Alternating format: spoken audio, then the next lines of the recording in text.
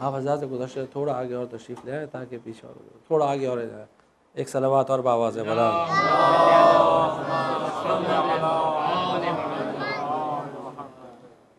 صلی اللہ علیہ یا ابا عبداللہ صلی اللہ علیہ یا ابا عبداللہ صلی اللہ علیہ.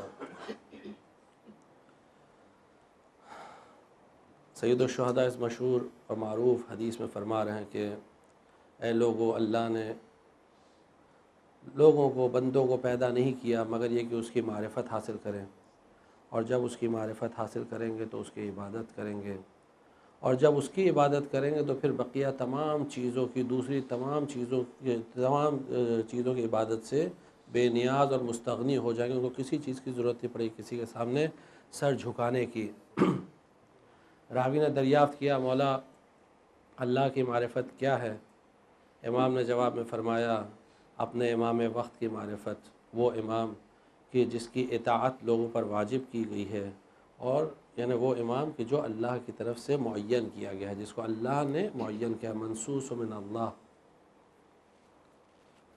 گفتگو کل یہاں تک پہنچی تھی کہ عبادت کی منزل وہ کمال کی منزل ہے کہ جو خواہشات کی تمنا ہوتی ہے، اور جس کے ذریعے یعنی ان عبادتوں کے ذریعے انسان اللہ کی بارگاہ میں پہنچتا ہے اور وہ منزل حاصل کرتا ہے، اور اس کا طریقہ صرف اور صرف عبادت ہے، عبادت کے علاوہ کوئی دوسرا طریقہ نہیں ہے. لیکن عبادت سے مراد صرف رکوع اور سجدہ نہیں ہے، عبادت سے مراد صرف نماز ہے، جو اس سے پہلے آپ کی خدمت میں عرض کر چکے ہیں، اور جو انشاءاللہ آج اس پر تھوڑی تفصیلی گفتگو ہوگی.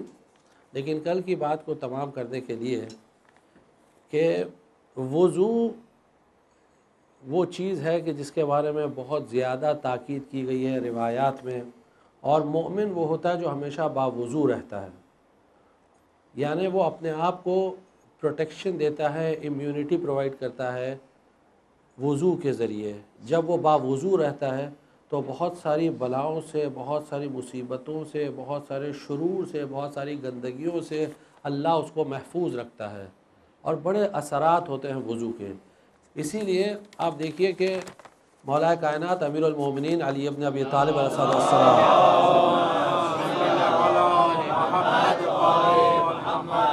جب انہوں نے جناب محمد ابن ابی بکر کو ایجپٹ کا گورنر بنایا، تو ایجپٹ کا گورنر بناتے وقت جو اپوائنٹمنٹ لیٹر دیا، مولا ہر ایک گورنر کو ایک اپوائنٹمنٹ لیٹر دیتے تھے، ہر ایک کو جس کو بھی بناتے تھے اس کو ایک لیٹر دیتے تھے. لیکن وہ لیٹر آج کے لیٹرز کی طرح نہیں ہوتا تھا کہ آج کل سے مثلا 4 لائن یا 6 لائن میں نہیں. مولا باقاعدہ اس کو وصیت کرتے تھے، نصیحت کرتے تھے اس میں کہ تمہاری کیا کیا ڈیوٹیز ہیں، تم کو کیا کیا کرنا چاہیے، اور کس طرح تم کو ایک ایک چیز، چھوٹی چھوٹی چیز پر مولا تاکید کرتے تھے، تاکہ اس کو پتہ چلے کہ وہ گورنر بنا ہے تو یہ کوئی دنیاوی عہدہ نہیں ہے، دنیاوی پوسٹ کی طرح نہیں ہے. یہاں یہ مولا جو اس کو اپوائنٹ کر رہے ہیں یہ ایک روحانی پوسٹ ہے، اور مولا دوسرے رولرز کی طرح نہیں ہے، دوسرے حکمرانوں کی طرح نہیں ہے، بلکہ یہ ایک الگ چیز ہے. اسی لیے جب محمد ابن ابی بکر کو لیٹر لکھتے ہیں تو اس میں فرماتے ہیں وَعْلَمْ أَنَّ الْوُضُوءَ نِصْفُ الْإِيمَانِ، اور اے محمد ابن ابی بکر یہ بات جان لو، سمجھ لو کہ باوضو رہا کرو، کیونکہ وضو آدھا ایمان ہوتا ہے. وضو آدھا ایمان ہوتا ہے، یعنی وضو ایمان کی علامت ہے کہ کس میں ایمان ہے اور کس میں ایمان نہیں ہے. جو باوضو رہتا ہے تو پتہ چلتا ہے کہ اس میں ایمان پایا جاتا ہے، اس میں ایمان پایا جاتا ہے. تو مولا باقاعدہ اس کو یہ ڈیوٹی معین کر رہے ہیں کہ ایز اے گورنر تمہاری ڈیوٹی یہ ہے کہ تم باوضو رہو، اسپیشلی جب تم اس پوسٹ پہ جا کے بیٹھ رہے ہو تو باوضو رہنا، اور جب کسی سے انٹریکٹ کرنا تو وضو کے ساتھ انٹریکٹ کرنا. کتنی اہم بات ہے. اور پھر اس کے بعد جو وضو کی تاکید کی گئی ہے کہ کس طرح وضو انجام دینا چاہیے، جو توضیح المسائل میں بھی لکھا ہے، آپ جانتے ہیں جو دعائیں سب لکھی ہوئی ہیں کہ جب پانی کو دیکھے تو یہ کہے، اور پھر اس کے بعد جب منہ پر پانی ڈالے تو یہ دعا پڑھے. مثلا جو آپ جانتے ہیں توضیح المسائل میں اللہم بیض وجہی یوم تسود فیہ الوجوہ، پروردگار میرے چہرے کو اس دن تو سفید رکھنا جس دن چہرے کالے ہو پڑ جائیں گے، اس دن تو میرے چہرے کو سفید رکھنا. وَلَا تُسَوِّدْ وَجْهِي يَوْمَ تَبْيَضُّ فِيهِ الْوُجُوهُ، اور اس دن جس دن چہرے سفید ہوں گے اس دن تو میرے چہرے کو کالا نہ کرنا، یعنی مجھے رسوا نہ کرنا، مجھے ذلیل نہ کرنا پروردگارا۔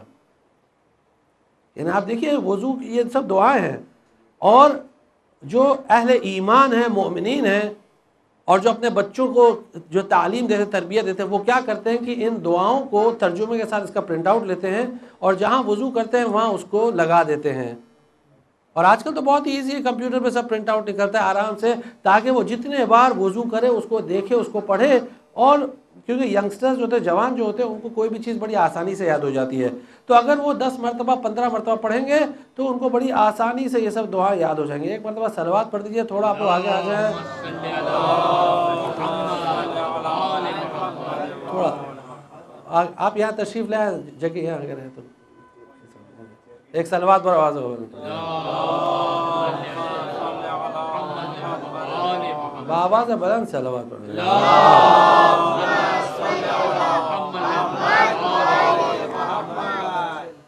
اور اسی لیے تاکید کی گئی ہے کہ دعاؤں کے مستجاب یا حاجتوں کے پورے ہونے کے لیے وضو کے ساتھ دعا مانگنا ضروری ہے۔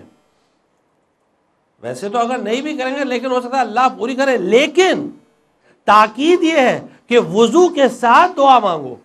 کل آپ کی خدمت میں ایک حدیث عرض کی تھی کہ یعنی وضو کرے، پھر 2 رکعت نماز پڑھے، اس کے بعد پھر دعا مانگے، تو اللہ کہتا ہے کہ میں جفاکار پروردگار نہیں ہوں، میں وعدہ کرتا ہوں کہ دعا کو پورا کروں گا۔ اب دوسری حدیث میں امام فرماتے ہیں کہ اگر کوئی بغیر وضو کے دعا کر رہا ہے، بغیر وضو کے اگر کوئی دعا کر رہا ہے، اور اگر اللہ اس کی دعا کو مستجاب نہیں کرتا ہے، تو اس کو کسی پر الزام نہیں ٹھہرانا چاہیے سوائے اپنے آپ پر۔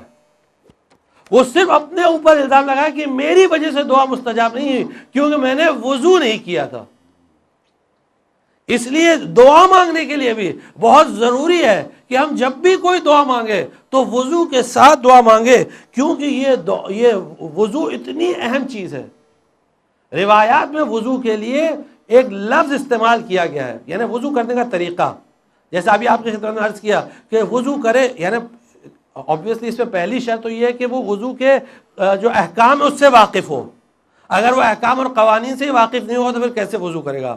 یعنی توضیح المسائل پڑھے، جو مرجع تقلید نے اس میں لکھا ہے کہ اس طرح وضو کرنا چاہیے، اس طرح اس کو انجام دے قاعدے سے، تو اسے کہتے ہیں اسباغ الوضو۔ عربی میں جو اس کا لفظ استعمال کیا گیا ہے اسباغ، اسباغ یعنی اچھے سے وضو کو انجام دینا، قاعدے سے وضو کو انجام دینا۔ جب وضو کریں تو ایسا نہیں کہ کوئی ٹرین چھوٹ رہی ہے اور اس لیے جلدی جلدی کریں، کسی طرح بھاگنا ہے، بس پکڑنا ہے ٹرین، نہیں، قاعدے سے وضو کریں، اچھے سے وضو کریں، مستحبات کے ساتھ وضو کریں، دعاؤں کے ساتھ وضو کریں، اور پھر آپ اس کا اثر دیکھیے، اس کا بالکل مختلف اثر ہوگا۔ ہاں اگر واقعاً بہت جلدی میں ہے، وقت اگر بہت کم ہے، تو پھر صرف واجبات پہ عمل کریں، اس میں کوئی مسئلہ نہیں ہے، کیوں لا یکلف اللہ نفسا الا وسعها۔ اللہ صرف اتنی ذمہ داری عائد کرتا ہے بندوں پر جتنی ان کی کیپیسٹی ہوتی ہے، اس سے زیادہ نہیں دیتا۔ اگر کوئی یہ کہتا ہے کہ اللہ ہم کو ہماری کیپیسٹی سے زیادہ رسپانسبلٹی دیتا ہے، تو اس کا مطلب یہ کہ وہ اللہ پر ظلم منسوب کر رہا ہے، اور اللہ پر ظلم منسوب کرنا کفر ہے، کفر ہے۔ اگر کوئی بھی یہ کہے کہ ہم کو اللہ نے، ایون مصیبت میں لوگ کہتے ہیں کہ ہماری اتنی کیپیسٹی نہیں ہے لیکن اللہ جو ہے ہم کو اتنی مصیبت دے رہا ہے، تو جو بھی ایسی بات کر رہا ہے تو وہ کفر منسوب کر رہا ہے اللہ کی طرف، یعنی وہ ظلم منسوب کر رہا ہے، اور ظلم منسوب کرنا کفر ہے۔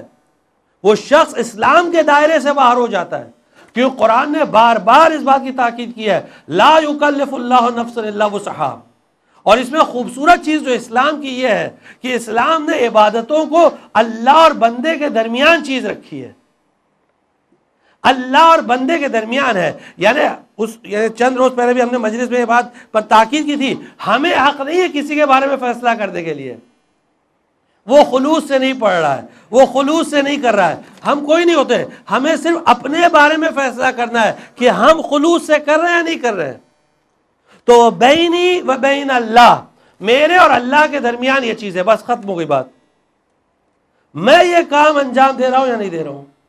اور بقیہ لوگوں کے بارے میں ہم کو صرف یہی خیال رکھنا چاہیے کہ وہ بڑا مخلص ہے، بڑا اچھا آدمی ہے، بڑا نیک آدمی ہے۔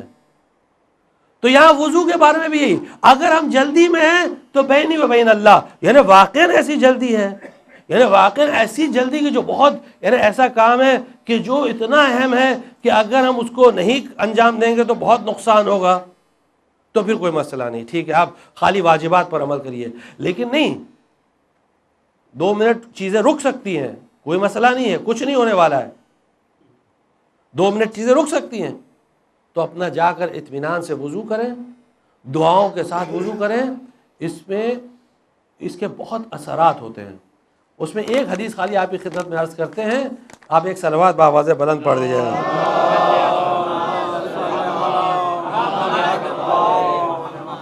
جو کل پیغمبر کی وصیت ذکر کی تھی، جو مولا کائنات امیر المومنین سے پیغمبر نے وصیت کی تھی، اسی وصیت کا ایک حصہ ہے۔ پیغمبر نے فرمایا یا علی، کل تاکید کی تھی، دیکھیے وصیت کرنے والا اور کس سے وصیت کی جا رہی ہے، یا علی سبعۃ من کن فیہ فقد استکمل حقیقت الایمان، 7 چیزیں اگر کسی میں پائی جائیں گی تو وہ ایمان کے کمال کی حقیقت تک پہنچے گا، ایمان کے کمال کی حقیقت تک، یعنی ہم کسی اور کے بارے میں نہیں بولتے ہیں، ہم تو اپنے بارے میں بولتے ہیں کہ ایمان کے کمال کی حقیقت تو کیا بنیادی ایمان لیول پہ بھی نہیں ہے، ایمان کی حلاوت بھی ابھی چکھے نہیں ہے، جو ایمان کی جو مٹھاس ہوتی ہے، جو سویٹنس ہوتی ہے، اس کو بھی نہیں چکھے، اس کے کمال کی تو بات کچھ اور ہوتی ہے۔ اور اگر کمال دیکھنا ہے تو اصحاب ائمہ علیہ السلام اور اصحاب پیغمبر کی زندگی کو پڑھیے، تب ہو سکتا ہے کہ یہ ہماری بات پہنچ جائے کہ ہم کہنا کیا چاہ رہے ہیں، کہ وہ ایمان کا جو درجہ ہے، ہم لوگ صرف سنتے ہیں کہ سلمان 10ویں ایمان پر تھے، ابو 10ویں لیول پہ تھے ایمان کے، اور ابو ذر 9ویں پر تھے، لیکن ایکچولی وہ چیز ہے کیا؟ انشاءاللہ اگر اللہ نے توفیق دی تو آج اس کا تھوڑا سا ذکر کریں گے، اگر اللہ نے توفیق دی تو۔ یہاں پیغمبر فرماتے ہیں اگر 7 چیزیں کسی میں پائی جائیں تو وہ ایمان کے کمال کی منزل تک پہنچے گا، حقیقت ایمان کے کمال کی منزل تک پہنچے گا، یعنی واقعہ سمجھے گا ایمان کیا ہے، اور جنت کے دروازے اس کے لیے کھلتے چلے جائیں گے۔ 7 چیزیں، جنت کے دروازے اس کے لیے کھل جائیں گے، اور پہلی چیز اس میں کیا ہے؟ پہلی چیز پیغمبر فرماتے ہیں کہ اگر وہ با وضو رہے، یعنی وضو کرے قاعدے سے، اچھے سے وضو کرے، من اسبغ وضوءہ، اپنے وضو کو اچھے سے کرے، اطمینان سے کرے، جس طرح توضیح المسائل میں لکھا ہوا ہے اس طرح انجام دے، یعنی باقاعدہ جب پانی ڈالے چہرے پر تو دعا پڑھے، اس کے بعد اس طرح کی جیسے لکھا ہے توضیح المسائل میں ویسے ہر جگہ پانی پہنچے، ایسا نہیں ہو کہ اتنی جلدی میں وضو کر رہے ہیں کہ تھوڑا چہرہ سوکھا رہ گیا اور تھوڑا گیلا رہ گیا اور جلدی جلدی میں نکل گئے، مسح بھی ایسے کر لیا، پیر کا مسح بھی ایسے کر لیا بہت جلدی میں۔ اور بقول استاد محترم شیخ اسماعیل رجبی رضوان اللہ تعالی علیہ فرمایا کرتے تھے، یہاں تو لوگ اتنی جلدی میں رہتے ہیں کہ جوتے پر وضو کر لیتے ہیں۔ واقعی لوگ آپ دیکھیے، لوگ یعنی کوئی یہ خیال نہیں کہ ہم کس کی عبادت کر رہے ہیں، کس کے لیے وضو کر رہے ہیں۔ تو پہلی چیز جو رسول اللہ نے فرمائی وہ یہ کہ وضو کرے، قاعدے سے وضو کرے، اور دوسری چیز یہ کہ نماز پڑھے تو قاعدے سے نماز پڑھے، اچھی نماز پڑھے، وَأَحْسَنَ صَلَاتَهُ، اس کی نماز اچھی نماز ہو۔ یعنی پیغمبر ایک مرتبہ مسجد میں تشریف فرما تھے کہ ایک شخص آیا اور اس نے اتنی جلدی جلدی نماز پڑھی کہ سجدے میں رکتا ہی نہیں تھا، بس سجدے میں جاتا تھا اور اٹھ جاتا تھا۔ پیغمبر نے فرمایا یہ اس طرح سجدہ کر رہا ہے جس طرح کوا چونچ مارتا ہے، جس طرح کوا چونچ مارتا ہے۔ اور اس کے بعد پیغمبر فرماتے ہیں خدا کی قسم اگر یہ شخص اس حالت میں اگر مر جائے تو یہ میرے دین پر نہیں مرے گا۔ یعنی آپ سوچیں اس نے کلمہ پڑھا ہے، شہادتین پڑھا ہے، اس نے وہ نماز پڑھ رہا ہے، لیکن یہاں پیغمبر فرما رہے ہیں کہ اگر اس حالت میں وہ مر جائے تو وہ میرے دین پر نہیں مرے گا، اس کی موت کفر کی موت ہوگی، کیونکہ سجدہ تو ہے لیکن بغیر معرفت کا سجدہ ہے۔ وہ یہ نہیں سمجھ رہا ہے کس کے سامنے سجدہ کر رہا ہے، کس کا سجدہ کر رہا ہے۔ اگر اس کی ذات کو پہچان لے تو اگر وہ سجدہ کرے تو اطمینان سے سجدہ کرے گا، سبحان اللہ سبحان اللہ سبحان اللہ۔ اور پھر اس کے بعد فرماتے ہیں کہ تیسری چیز یہ ہے کہ وہ اپنے مال کی زکوٰۃ عطا کرے۔ زکوٰۃ سے مراد جب روایات میں ہم لوگ یہاں زکوٰۃ سے بھی یعنی زکوٰۃ وہ والی نہیں 2.5% والی ہے، یہ آپ کو کلیریفائی کر دیں، علماء نے بھی یہی لکھا ہے کہ زکوٰۃ سے مراد یہاں ہر وہ چیز جو مال کو پاک کرے، مال کو پاک کرے اور اولاد کو پاک کرے. اس کو یاد رکھیے گا، اس بات کو، یہ روایت میں ہے، حدیث میں ہے، مال کو پاک کرے، اولاد کو پاک کرے، کیونکہ خمس دینے سے اولاد کی ولادت پاک ہوتی ہے. یہ روایت ہے، قول معصوم ہے. اس لیے تاکید کرتے ہیں علماء کہ دیکھو جب نکاح کرو، جوانوں سے خطاب کریں، جب نکاح کرو تو اس بات کو انشور کرو کہ تمہارا خمس کا کوئی پیمنٹ باقی تو نہیں ہے، کوئی خمس باقی نہیں رہنا چاہیے. نکاح کے وقت انشور کرو کہ سارا خمس ادا کر چکے ہو، تاکہ جو ولادت ہو وہ پاک ولادت ہو. اس لیے زکوٰۃ عربی میں، زکوٰۃ مصدر اس کو انفینیٹو کہتے ہیں، مصدر ہے، انفینیٹو ہے، اور جو زکا یزکی زکوٰۃ، زکا یزکی زکوٰۃ یعنی جو چیز پاک کرے اسے کہتے ہیں زکوٰۃ. تو زکوٰۃ کے دو معنی ہوتے ہیں، ایک لغوی معنی، ایک اصطلاحی معنی، یعنی ایک لٹرل میننگ اور اس کی ٹرمینولوجیکل میننگ. تو جو لغوی معنی ہوتے ہیں وہ یہ کہ اس کو پاک کرنا، اور اصطلاح میں یہ ہے کہ جو زکوٰۃ 2.5% وہ نکالتے ہیں، اور اس کے بعد خمس جو 5واں حصہ ہے وہ بھی ایک قسم کی زکوٰۃ ہے. اس کے علاوہ بھی دوسری چیزیں ہیں جو انشاءاللہ اس کو کبھی اور ڈسکشن اگر اللہ نے توفیق دی. اور پھر اس کے بعد پیغمبر فرماتے ہیں اور وہ اپنے غصے کو روکے اور اپنی زبان کو قید کرے، سجن لسانہ، اپنی زبان کو قید کرے، یعنی کوئی بھی لفظ ادا کرنے سے پہلے اس کے اثرات کو سمجھے کہ یہ بات جو ہم بول رہے ہیں اس کے کیا اثرات ہوں گے، کہاں تک جائے گی یہ بات. اور اسی لیے روایت میں ملتا ہے، شیخ محمد ابن یعقوب الکلینی ثقۃ الاسلام، انہوں نے کافی میں والیوم 2 میں ایک چیپٹر لے کر آئے باب الصمت، اس میں ایک حدیث نقل کرتے ہیں کہ قیامت کے دن جو سب سے زیادہ سزا دی جائے گی انسان کے تمام فزیکل پارٹس میں، وہ زبان کو دی جائے گی. تو زبان پروٹیسٹ کرے گی، پروردگارا تو جس طرح مجھے سزا دے رہا ہے تو دوسرے باڈی کے پارٹس کو کیوں نہیں دے رہا ہے، اعضاء و جوارح کو کیوں نہیں دے رہا ہے؟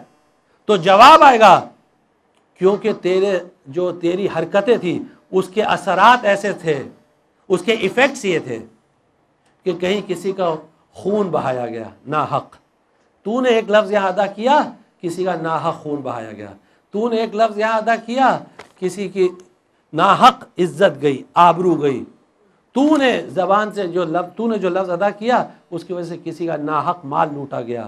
تیرے اثرات بہت دور دور تک تھے. بقیہ جو اعضاء و جوارح ہیں ان کے اثرات بہت لمیٹڈ رہتے ہیں، لیکن زبان ایسی چیز ہوتی ہے کہ اس کے اثرات بہت زیادہ ہوتے ہیں. مثال کے طور پر ایک مثال چھوٹی سی دیتے ہیں، اگر کوئی مقرر، کوئی تقریر کرنے والا کسی بھی قوم، کسی فرقے، کسی مذہب کا، اس کا اگر بہت رسوخ ہے، اس کے بہت ماننے والے اور اس کے لوگ بہت دیوانے ہیں، اور مثلا اس کی تقریر میں لاکھوں کا مجمع آتا ہے، اگر وہ اس تقریر میں خالی یہ اعلان کر دے کہ فلاں طبقے کو، فلاں فرقے کو، فلاں چیز کو تم مارو، قتل کرو، بس اس کو صرف زبان ہلانا ہے، نتیجہ کیا ہوگا؟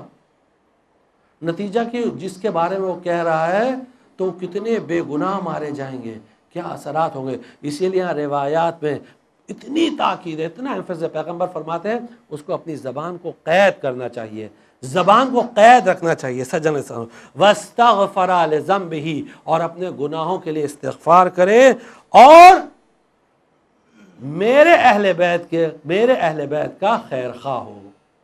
انشاءاللہ اس پہ ابھی گفتگو ہوگی، لیکن پہلے ایک حدیث اور جو وضو کے بارے میں، اور وہ حدیث یہ ہے کہ پیغمبر فرماتے ہیں جب اس وضو کے ساتھ، قاعدے سے اگر کوئی انسان وضو کرتا ہے، اچھے سے وضو کرتا ہے، اب دیکھیے گا، غور کریے گا، اچھے سے وضو کرتا ہے، قاعدے سے وضو کرتا ہے، تو ہر ایک قطرہ پانی کا جو وضو کے لیے ٹپک رہا ہے، ہر ایک قطرے کے عوض میں، ایک ایک ڈراپ کے لیے اللہ ایک ایک فرشتہ پیدا کرتا ہے جو وہ اس شخص کے لیے اللہ کی تسبیح کرتے ہیں، اللہ کی تقدیس کرتے ہیں، اللہ کی تحلیل کرتے ہیں. اور یہ فرشتہ جو بھی اللہ کی تقدیس اور تسبیح اور تحلیل جو بھی کر رہا ہے، اس کا ثواب اس وضو کرنے والے کو جاتا ہے.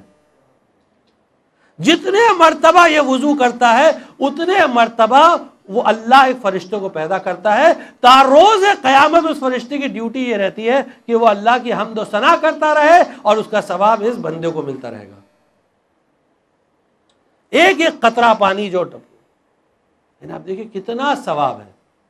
اس لیے ہمیں چاہیے کہ وضو کریں اور از بغل وضو یعنی اچھے سے وضو کریں، کیونکہ عبادت کی دنیا میں ہم قدم رکھ رہے ہیں اور پھر اس کے جو ایفیکٹس ہوتے ہیں دنیا کے ہر ایسپیکٹ پہ وضو کا ایفیکٹ ہوتا ہے، ہر ایسپیکٹ پہ۔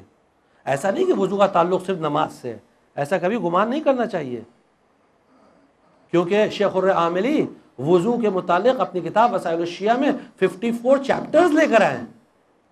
54 چیپٹرز ہیں، 54 ابواب صرف وضو کے بارے میں۔ اس کی اہمیت آپ سمجھ سکتے ہیں؟ یعنی اگر اس کا ڈسکشن کرنا ہے تو فقہا خالی وضو کے ابواب میں جب ڈسکس کرتے ہیں تو بڑی تفصیلی گفتگو ہوتی ہے، لیکن ہم لوگ اس کو صرف نماز تک محدود کر کے اور پھر اس کو بہرحال ہلکا سمجھتے، تو اس طرح نہیں ہونا چاہیے۔ ایک صلوات پڑھ دیں محمد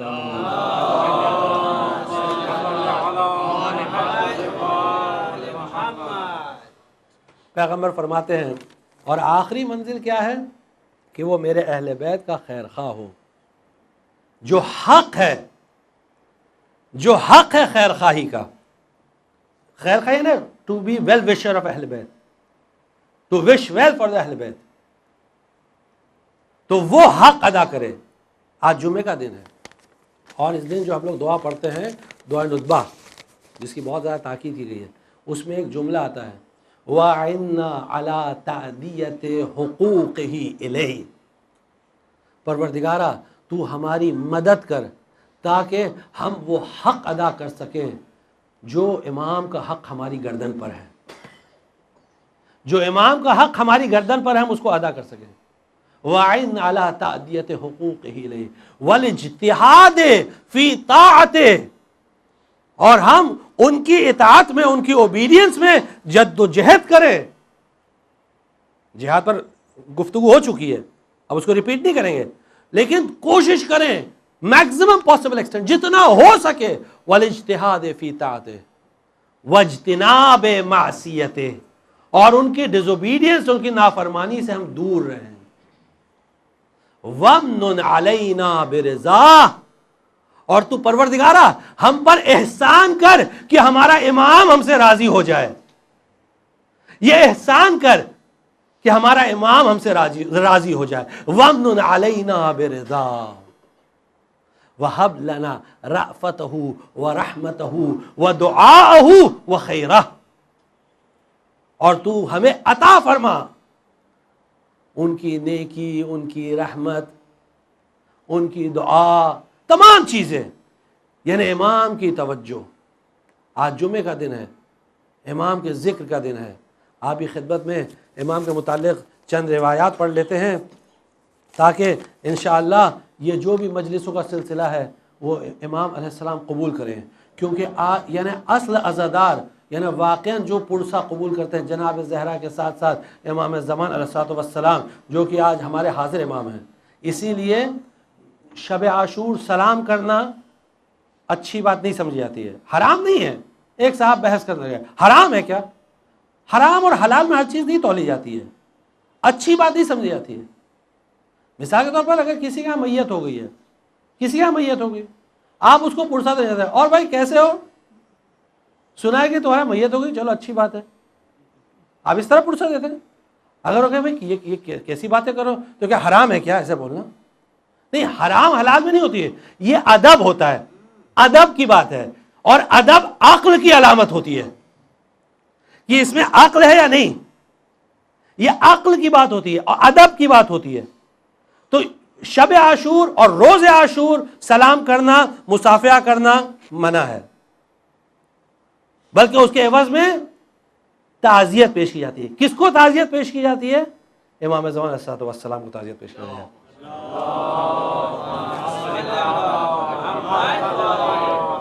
آپ کہتے ہیں اعظم اللہ اجورنا و اجورکم، ایک دوسرے کو کہتے ہیں نا اللہ تمہارے اجر میں اضافہ کرے، بے مصائب الحسین علیہ السلام یا بے مصیبت الحسین علیہ السلام، وجعلنا وإیاکم، اور اللہ ہمیں اور تمہیں بنائے امام زمان کے اصحاب و انصار میں سے۔ کون امام؟ وہ امام مہدی جو امام حسین علیہ السلام کا بدلہ لیں گے۔ امام کو پرسہ دیا جا رہا ہے، امام کے ظہور کی دعا کی جا رہی ہے۔ شب عاشور، روز عاشور، نہ سلام کیا جاتا ہے نہ مصافحہ کیا جاتا ہے۔ تو یہ اس چیز کا بہت خیال رکھیں کہ یعنی واقعاً آج اگر کوئی پرسہ لینے والا ہے تو وہ جناب زہرا سلام اللہ علیہا کے ساتھ ساتھ امام زمان علیہ السلام ہے۔ اور یہاں ہم خطیب اکبر جناب محمد مرزا محمد اطہر صاحب کا ایک فقرہ یہاں آپ کی خدمت میں عرض کریں گے، جو وہ اکثر یہ ممبر پہ سے کہتے ہیں کہ آج عزاداری زندہ ہے امام زمانہ کی وجہ سے،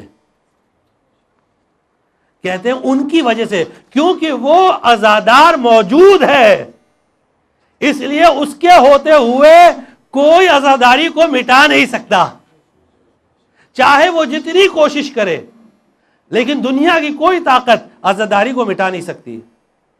بہرحال جمعے کا روز ہے، امام کو پرسہ دیں، امام کی معرفت حاصل کریں، امام کے بارے میں کچھ گفتگو ہو۔ تو اس لیے روایت میں ملتا ہے کہ اپنے امام وقت کو پہچاننا واجب ہے، واجب ہے۔ من مات ولم یعرف، آپ حدیث سن چکے ہیں متعدد مرتبہ، من مات ولم یعرف امام زمانہ ہی مات میتۃ جاہلیہ، جو اپنے امام وقت کو نہیں پہچانا اور مر گیا وہ جاہلیت یعنی کفر، نفاق اور گمراہی کی موت مرے گا۔ جاہلیت یعنی جہالت نہیں، جہالت الگ چیز ہوتی ہے، جاہلیت الگ چیز ہوتی ہے۔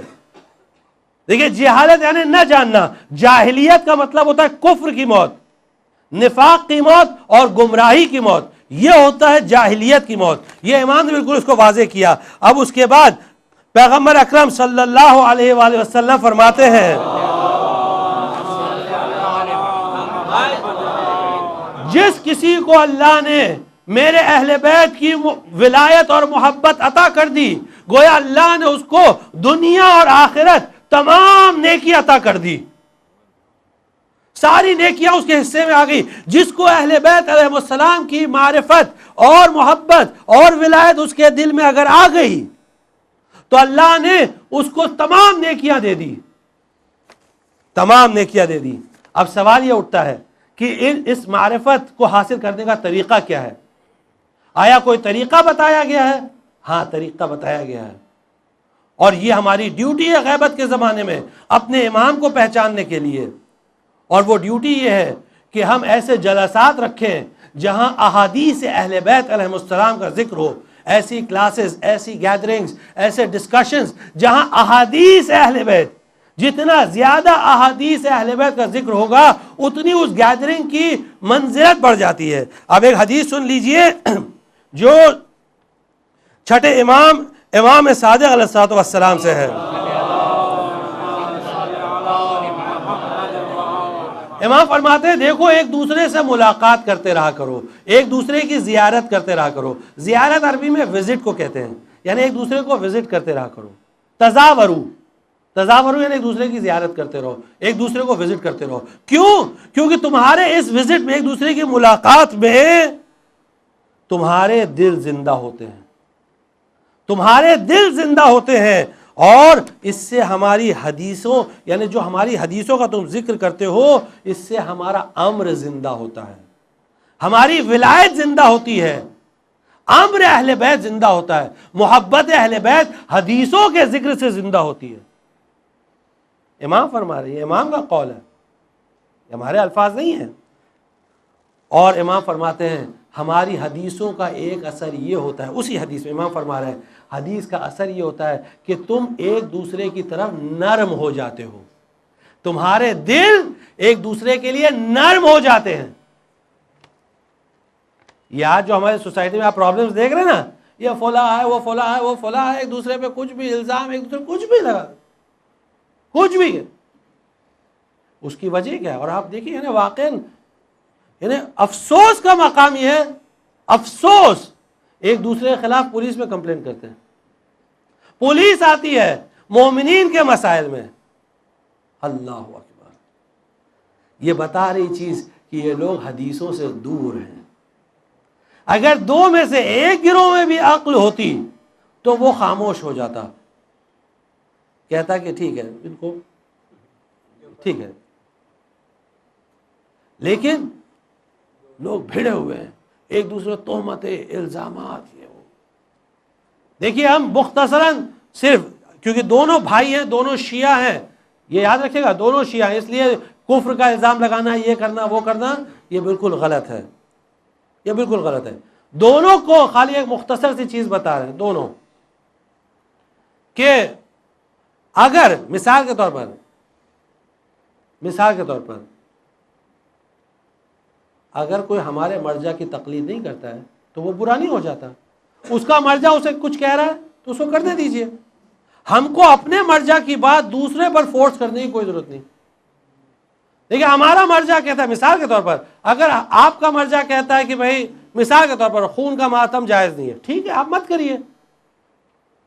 کریے. اگر ہمارا مرجع کہتا ہے نہیں کرنا ہے تو اوکے ہم کریں، نہ ہم آپ کو فورس کریں نہ آپ ہم کو فورس کریے.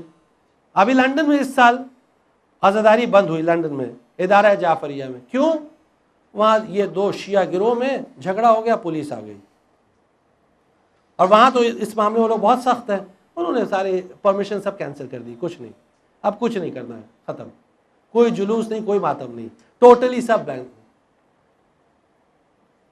آپ دیکھیں یہ اثرات ہوتے ہیں. ایک دوسرے کے ساتھ آپ نرمی سے پیش آئیں. بھائی آپ تقلید کرتے نا، بس ٹھیک، آپ کا مرجع کہہ رہا ہے، جو مرجع کہہ رہا کریے. ان کا مرجع کہہ رہا ہے کہ اس طرح تشہد کرو، ان کو کر دے دیجئے. آپ کا مرجع کہہ رہا ہے اس طرح کرو، آپ اس طرح کریے. اور ایک دوسرے پہ لیبل لگانا قطعاً صحیح نہیں ہے.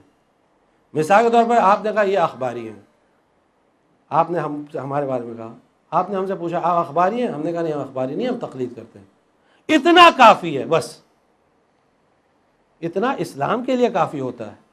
تو تشیعوں میں اور آگے مزید جھگڑے کا تو کوئی سوال ہی اٹھتا. اگر کوئی غیر مسلم آ کر خالی آپ سے کہے کہ میں اسلام لے آیا، اشہد ان لا الہ الا اللہ، اشہد ان محمد رسول اللہ، اتنا اس کے اسلام کے لیے کافی ہے. اب اس کی جان حرام ہو گئی، اس کا مال حرام ہو گیا. حرام سے مراد ہے محترم ہو گیا. یعنی اب اس کو کوئی بھی مسلمان ایک تھپڑ نہیں مار سکتا ہے، کوئی بھی مسلمان دوسرے مسلمان کو ایک تھپڑ نہیں مار سکتا ہے، اور اس کا 1 روپیہ چھین نہیں سکتا غیر طریقے سے. اس کا کھانا حرام.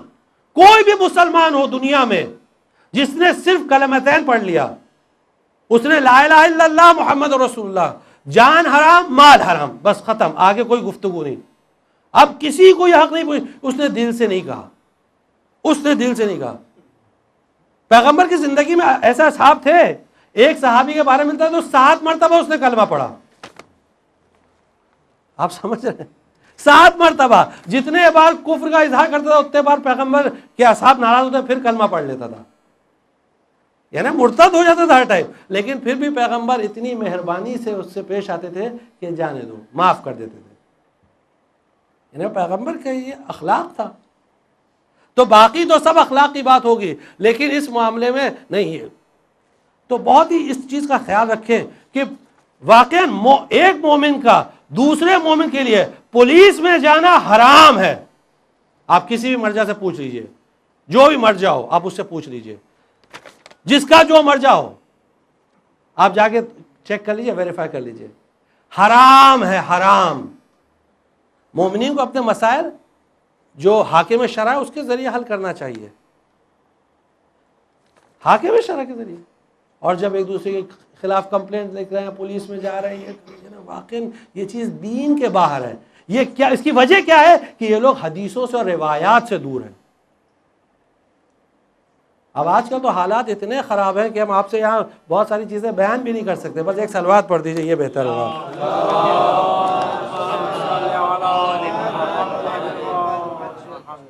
پیغمبر فرماتے ہیں، امام صادق علیہ السلام فرماتے ہیں، اگر تم نے یہ طریقہ اپنایا فَإِنْ أَخَذْتُمْ، یعنی جمع ہوئے اور حدیثوں کی گفتگو کرتے رہے تو تم ہدایت یافتہ ہوگے، تمہیں ہدایت ملے گی، اللہ تمہیں نجات دے گا.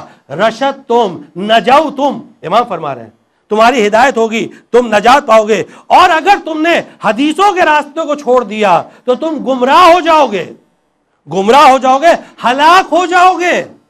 ہلاک ہو جاؤ گے، برباد ہو جاؤ گے. اس لیے یہ حدیثوں کے راستے کو اختیار کرو. فخذوا بها وانا بنجاتکم زعیم، اور میں تمہاری نجات کی ذمہ داری لے رہا ہوں.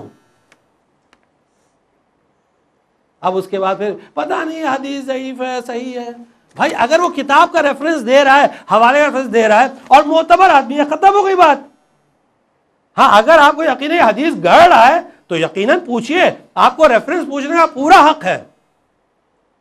اور ہم ابتداء سے یہ بات کہہ رہے ہیں کہ بھئی آپ پوچھئے جو بھی اسپیکر ہو.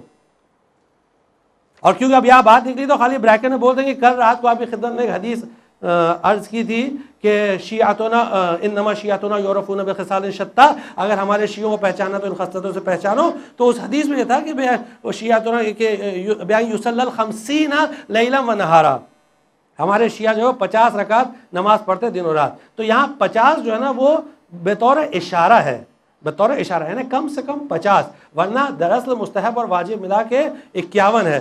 کیونکہ ہم نے کل 50 کہا تو ہمارے محترم بھائی مختار بھائی نے اس کی طرف اشارہ کیا کہ لوگ سمجھیں گے 50 ہی ہے، وہ 51 ہے. یقیناً 51 ہے، 51 رکعت ہے. وہ 2 رکعت تو اگر ایک کریں گے اس کے بعد شمار کریں گے 51 رکعت ہے. 51 رکعت نماز ہوتی ہے. لیکن یہ 50 جو ہے وہ اشارے کے طور پر ہے، یعنی صرف اشارہ ہے، یعنی کم سے کم 50 رکعت، کم سے کم 50. اور آپ کی خدمت میں عرض کیا تھا کہ پیغمبر تھوڑی تھوڑی دیر پر اٹھ کر نماز پڑھتے تھے، اور روایات میں کہ ائمہ ہزار ہزار رکعت دن میں پڑھتے تھے. ایک صلوات پڑھ دیجئے محمد علیہ وسلم.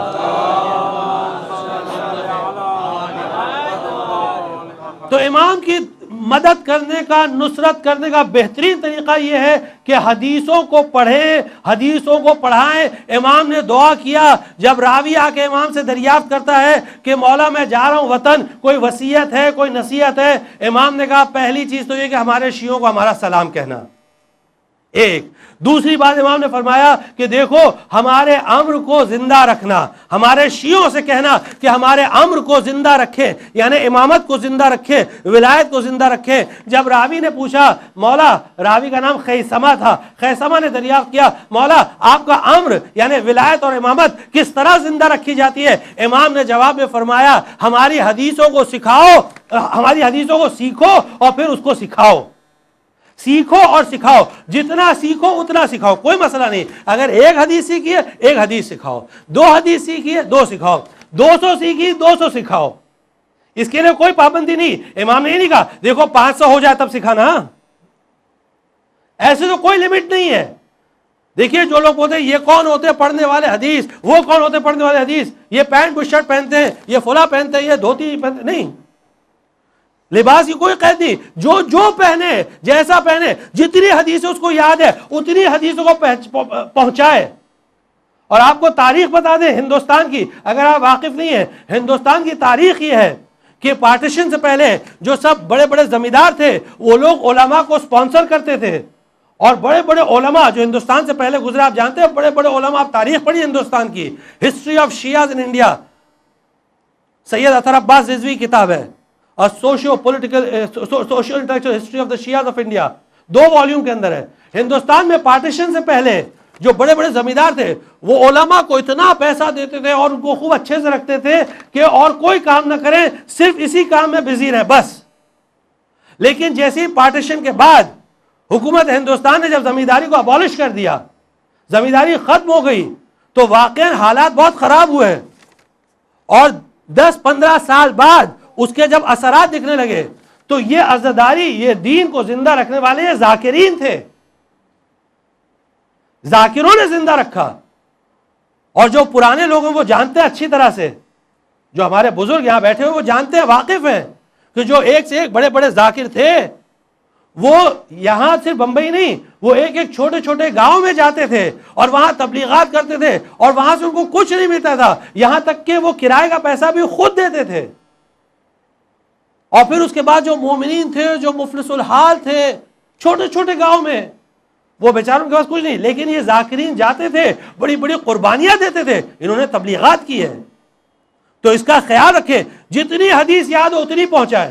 ورنہ لیول اگر کسی کا دیکھیں گے تو لیول تو صرف امام کا ہے، اس کے علاوہ کسی کا لیول نہیں ہے، کیونکہ قرآن نے خود کہا ہے، قرآن نے سورہ یوسف میں اعلان کیا ہے فوق کل ذی علم علیم، ہر صاحب علم کے اوپر ایک عالم ہے۔ اور اسی لیے جب امام نے ابو بصیر کو بھیجا ایک جگہ تبلیغ کرنے کے لیے، ابو بصیر فیل ہو کر آ گئے، امام نے پوچھا کہ ابو بصیر کیا ہوا؟ کہا نہیں کچھ کامیابی نہیں ملی۔ کیوں؟ ابو بصیر نے کہا مولا ان کا کوئی لیول نہیں ہے۔ امام نے دو چیزیں بتائی۔ امام نے پہلی چیز بتائی ابو بصیر تم جوانوں کو تعلیم دو، اگر جوانوں کو دو گے تو جوان دین کی طرف تیزی کے ساتھ دوڑ کے آتا ہے، جوانوں پر تم کو توجہ دینا چاہیے تھا۔ اور ابو بصیر اگر لیول کی بات کر رہے ہو تو اتنا سن لو، اگر لیول کی بات کر رہے ہو تو ہمارے تمہارے میں اتنا فرق ہے کہ تم اس لائق بھی نہیں ہو کہ تم اپنے دروازے پر ہم تم کو کھڑا کریں، تم اس لائق بھی نہیں ہو۔ ابو بصیر بہت بڑے صحابی، ابو بصیر ان کا لقب تھا، کنیت تھی، تم اس لائق بھی نہیں ہو کہ ہم تم کو اپنے دروازے پر کھڑا کریں۔ جب ابو بصیر نہیں تو ہم لوگ کی کیا اوقات ہے، ہماری کیا اوقات ہے؟ اس لیے کبھی یہ دل میں گمان بھی نہیں آنا چاہیے، جتنا ہو سکے، اور اسی کے ذریعے پھر یعنی انسان شعر کہے، قصیدہ کہے، مرثیہ کہے، امام کی نصرت کرتا رہے، جس طریقے سے ہوئے امام کی نصرت کرے۔ اس لیے امام نے دیبل خزائی کو کہا یا دیبل انتا ناصرنا ومادحنا ما دمت حیا، اے دیبل تم ہمارے ناصر ہو، ہمارے مددگار ہو، ہماری مدح کرنے والے ہو جب تک زندہ ہو۔ کیوں؟ دیبل نے کیا کہا؟ امام نے کہا یا دیبل ارسل حسین، حسین کا مرثیہ پڑھو، حسین کا مرثیہ۔ تو یہ لوگ جو نوحہ پڑھتے ہیں، مرثیہ پڑھتے ہیں، یہ سب عزاداری کی مدد کرتے ہیں، ولایت کی مدد کرتے ہیں، امامت کی مدد کرتے ہیں، جو اپنے طریقے سے کرتا ہے۔ ہر ایک کی تعریف کرنا چاہیے، ہر ایک کی مدح کرنا، ہر ایک کی ستائش کرنا چاہیے۔ امام نے گارنٹی دے دی دیبل کو، دیبل الخزائی، دیبل الخزائی، یہ خزائی قبیلہ آپ جانتے ہیں، یہ بہت ہی زرخیز قبیلہ تھا، بہت ہی زبردست قبیلہ تھا، فرٹائل قبیلہ۔ اس میں ایسے ایسے لوگ پیدا ہوئے ہیں ہسٹری میں کہ پیغمبر کے زمانے میں ایک صحابی تھے جن کا نام تھا عمرو ابن حمق الخزائی، عمرو ابن حمق الخزائی۔ شروع سے اس عشرے میں ہم آپ کی خدمت میں حدیث پیش کر رہے ہیں کہ قیامت کے دن آواز دی جائے گی کہ کہاں ہے اس امام کے حواری، اس امام کے حواری؟ تو جب آواز دی جائے گی این حواری علی ابن ابی طالب، علی ابن ابی طالب کے حواری کہاں ہیں، ان کے ساتھی کہاں ہیں جو اس لائق تھے کہ جو امیر المومنین سے گفتگو کریں، حوار، محاورہ، حوار سے حواری، کہاں ہیں وہ لوگ؟ تو حدیث کا جملہ ہے فیقوم، یہ حدیث ہے بعینہ، فیقوم عمرو ابن حمق الخزائی، سب سے پہلے جو نام ہے وہ عمرو ابن حمق الخزائی۔ دیکھیں ہم مولا کے چاہنے والے ہیں، جوانوں سے پوچھ رہے ہیں کتنوں نے نام سنا ہے، کتنے جانتے ہیں عمرو ابن حمق کو؟ یہاں حدیث میں لکھا ہے کہ پہلے سب سے عمرو ابن حمق کھڑے ہوئے، لیکن عمرو ابن حمق کی خصوصیات تھی، دو چیزیں خالی عمرو کے بارے میں۔ دیکھیں کس طرح جو امام سے لو لگاتا ہے کیسا ہوتا ہے، کیسے ہونا چاہیے، اس کو کیسے ہونا چاہیے۔ روایت میں ملتا ہے کہ ایک مرتبہ رسول اللہ نے صرف اظہار کیا پیاس کا، کہ پیاس لگی ہے، عمرو دوڑ کر پانی لے کر آئے، صرف اظہار۔ آیا ہم اپنے امام کے ساتھ ایسے ہیں کہ امام صرف سوچے کہ یہ چیز میں چاہتا ہوں اور ہم دوڑ کے وہ کام کریں؟ حالانکہ دعا عہد میں یہ پڑھتے ہیں، آپ دعا عہد کو ترجمے کے ساتھ پڑھیے گا، یہ جملہ ہے، یہ جملہ ہے دعا عہد میں کہ ہم کو ایسا بنا دے پروردگارہ۔ لیکن عمرو یہاں پیغمبر نے صرف اظہار پیاس کیا، عمرو دوڑ کر گئے پانی لے کر آئے، پیغمبر نے دعا کی، کیا دعا کی عمرو کے لیے؟ کہا کہ اے عمرو اللہ تم کو کبھی بوڑھا نہ کرے، ہمیشہ جوان رکھے۔ تو حدیث کا جملہ ہے کہ عمرو 80 سال کے ہو گئے تھے جب ان کا انتقال ہوا، 80 سال کے، اور ایک بھی بال ان کے سفید نہیں ہوئے تھے۔ پیغمبر کی دعا کا اثر یہ تھا، 80 سال کے میں۔ یہ عمرو ابن حمق الخزائی مولا کے زبردست چاہنے والے تھے، زبردست۔ ایک دن آئے مولا کی خدمت میں اور کہنے لگے کہ یا امیر المؤمنین، آئے اور کہنے لگے مولا خدا کی قسم آپ سے جو محبت کرتا ہوں نا، یہ نہ مال دنیا کے لیے کرتا ہوں، کہ آپ جو سب کو، مولا جب خلیفہ تھے تو پیسہ بانٹتے تھے نا، تو اس کے لیے نہیں کرتا ہوں، اور نہ کسی عہدے کے لیے کرتا ہوں کہ آپ کوئی عہدہ دے دیں گے. خدا کی قسم کوئی لالچ نہیں ہے کسی عہدے کی. محبت کرتا ہوں صرف اس لیے. اب سنیے کیوں محبت کرتے ہیں. اس لیے کیونکہ آپ رسول اللہ کے چچا زاد بھائی ہیں.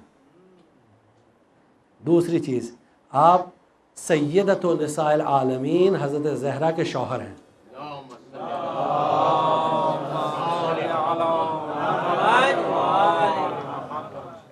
بآواز بلند صلوات.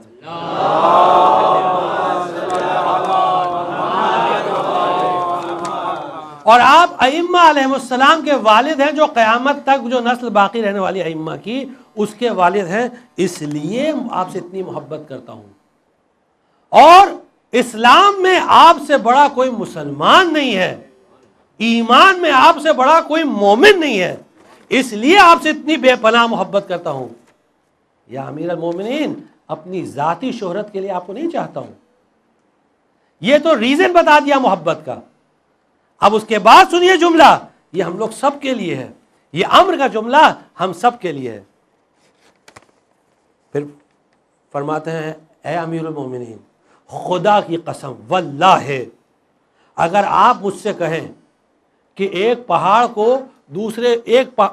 کو ایک جگہ سے دوسری جگہ منتقل کرو، ٹرانسفر کرو، اور اس کو ٹرانسفر کرنے میں میری پوری زندگی اگر نکل جائے، ایک، یا تو اگر آپ مجھ سے کہیں کہ سمندر کو پورا خالی کرتے رہو اور اس میں میری پوری زندگی نکل جائے، تمام جتنے دنیا کے سمندر ہیں، اگر آپ صرف اتنا کہیں تو یہ کام کرتا رہوں گا، پوری زندگی نکل جائے.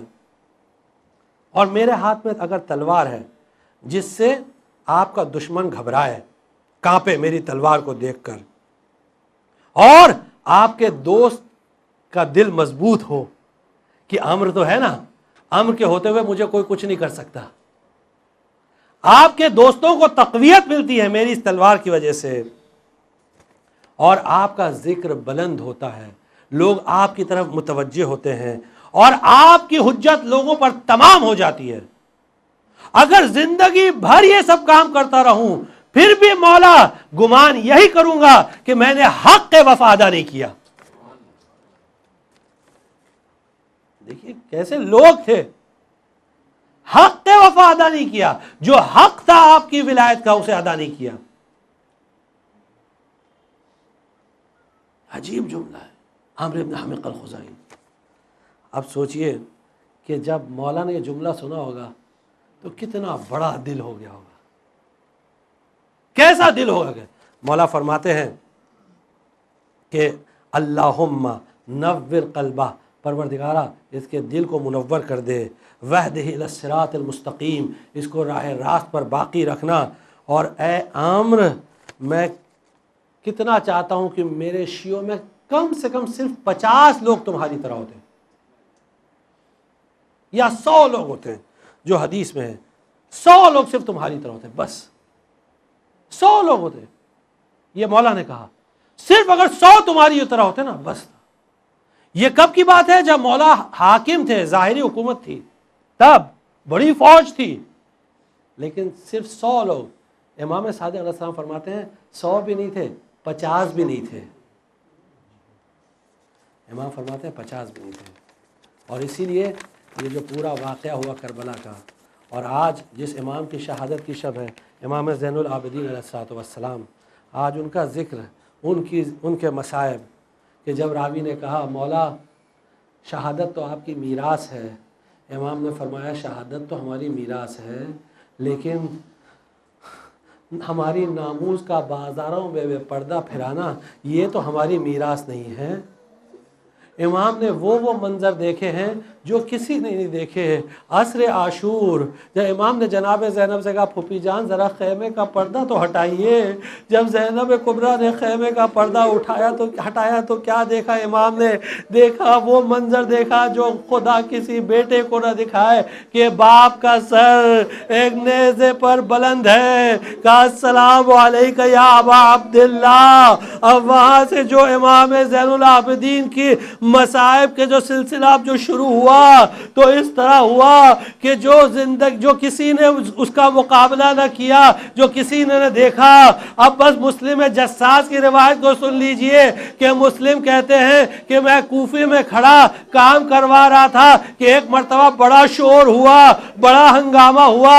میں نے مزدوروں سے کہا تم لوگ بیٹھو، میں ذرا دیکھ کر آتا ہوں کہ یہ شور کیسا ہے۔ تو دیکھا کہ کچھ قیدی لائے جا رہے ہیں، کچھ قیدی لائے جا رہے ہیں۔ میں نے خولی سے پوچھا کہ خولی یہ قیدی کیسے ہیں؟ خولی نے کہا میرے پاس وقت نہیں ہے تیرے سوال کا جواب دینے کا، دیکھ پیچھے ایک بیمار آ رہا ہے، ایک بیمار آ رہا ہے تو اس سے سوال کر لے، یہ اسی کے سب خاندان والے ہیں، یہ اسی خاندان والے ہیں۔ مسلم کہتا ہے کہ میں انتظار کر رہا تھا کہ میں نے دیکھا کہ اس شخص کو کہ جس کا خولی ذکر کر رہا تھا اس کے ہاتھوں میں رسیاں تھی، پیر میں بیڑیاں تھی اور گلے میں توق تھا، اور ایسا توق جو خاردار تھا جس کی بنا پر وہ جھکا ہوا تھا۔ میں نے سوال کیا کہ بھائی آپ لوگ کون ہیں، آپ لوگ کون ہیں؟ بس امام نے جواب دیا کہ دیکھو ہم سے زیادہ گفتگو مت کرو کیونکہ ہمارے پاس وقت نہیں ہے۔ اگر ہم زیادہ گفتگو کرتے ہیں تو شمر لعین آ کر تازیانے لگاتا ہے، اذیت پہنچاتا ہے۔ تو اس نے کہا خالی آپ اپنی معرفی کروا دیجیے، آپ ہیں کون؟ امام نے کہا انا علی ابن الحسین، میں علی ابن حسین ہوں۔ کہا کون علی ابن حسین؟ کہا میں علی ابن حسین ابن علی ابن ابی طالب، وہ حسین جو علی اور فاطمہ کا بیٹا ہے۔ بس اتنا سننا تھا کہ مسلم تڑپ گیا۔ مسلم نے کہا کیا آپ فاطمہ زہرا سیدۃ نساء العالمین کے بیٹے ہیں؟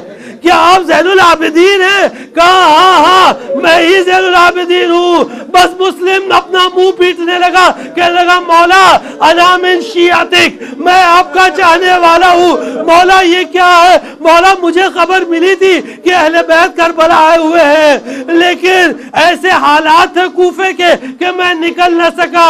مولا میں واقعی آپ کو چاہتا ہوں، بتائیے میں ابھی آپ کی کیا مدد کر سکتا ہوں، میں کیا کر سکتا ہوں؟ امام نے کہا اگر تو واقعی مدد کرنا چاہتا ہے تو ایک لمحے کے لیے رک جا، میں ذرا اپنی پھوپھی سے پوچھ لوں،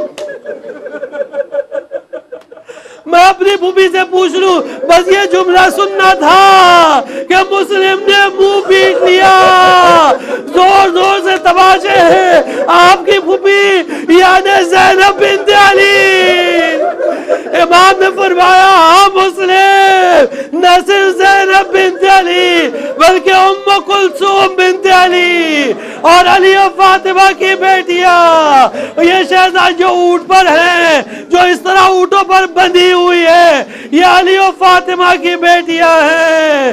امام گئے، کہا پھوپھی جان ہمارا کوئی چاہنے والا ہے اور وہ کہتا ہے کہ اگر میں آپ کی کچھ مدد کر سکتا ہوں، اگر کوئی ضرورت ہے تو وہ مدد کرنے کے لیے تیار ہے، اگر کوئی حاجت ہے کوئی ضرورت ہے تو بتائیے۔ جناب زینب نے جیسے اتنا سنا کہ کوئی شیعہ ہے، کہنے لگی کیا پہلے تو اسے ہمارا سلام کہنا، ہمارا سلام کہہ دینا اور کہہ دینا کہ ہمیں کسی چیز کی ضرورت نہیں ہے، ہاں بس اتنا ہے کہ بازار کوفہ آگے ہے، اگر ہو سکے تو ہمیں کچھ چادریں مہیا کر دے، کم سے کم اپنے منہ کو ڈھک لے۔ سَيَعْلَمُ الَّذِينَ ظَلَمُوا أَيَّ مُنقَلَبٍ يَنقَلِبُونَ إِنَّا لِلَّهِ وَإِنَّا إِلَيْهِ رَاجِعُونَ۔ اور ادم میں قضاہی تسلیما لامر اللہ معبود اسما۔ پروردگار امام زمان علیہ السلام کے ظہور میں تعجیل فرما، پروردگار امام زمان علیہ السلام کے ظہور میں تعجیل فرما، امام زمان علیہ السلام کے ظہور میں تعجیل فرما، ہم کو ان کے اعوان و انصار میں شمار فرما۔ پروردگارہ جو لوگ مقروض ہیں ان کے قرضوں کو ادا فرما، جو پریشان حال ہیں ان کے پریشانیوں کو دور فرما، جو مریض ہیں ان کو شفاء کامل و عاجل عطا فرما، جو بچے امتحانات میں بیٹھے ہیں ان کو کامیابی و کامرانی سے سرفراز کر۔ پروردگارہ جو لاولد ہیں ان کو اولاد نیک اور صالح عطا فرما، بحق الحسین ان کو اولاد نیک اور صالح عطا فرما، بحق فاطمہ ان کو اولاد نیک اور صالح عطا فرما۔ پروردگارا ہم کو دنیا میں زیارت حسین اور آخرت میں شفاعت حسین سے مشرف فرما۔ ایک سورہ فاتحہ اور 3 بار قل ہو اللہ پڑھ کر مرحوم شیر علی خان محمد مانیکیا، مرحومہ مریم بائی گانگجی، مرحومہ امینہ بائی بنت علی بھائی، مرحوم